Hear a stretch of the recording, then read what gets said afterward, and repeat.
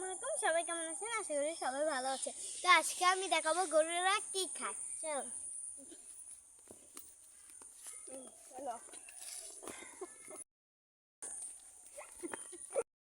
এই দেখেন, এখানে কচু রয়েছে, ওই যে কচু, আর এখানে পানিগুলো অনেক কালো কালো কুচকুচে।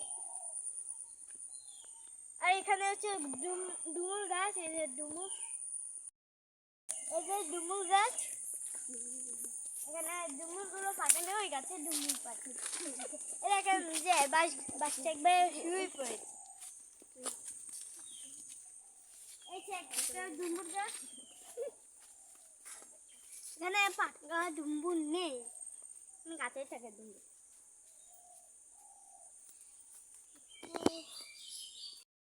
দেখেন এখানে হচ্ছে গরুর খেত, এই যে গরুর ঘর। আচ্ছা তোমরা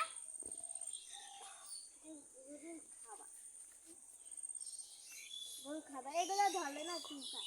এই দেখেন গরুর ঘর, এই যে একটা নারকেল গাছ। খুব সুন্দর প্রজাপতি।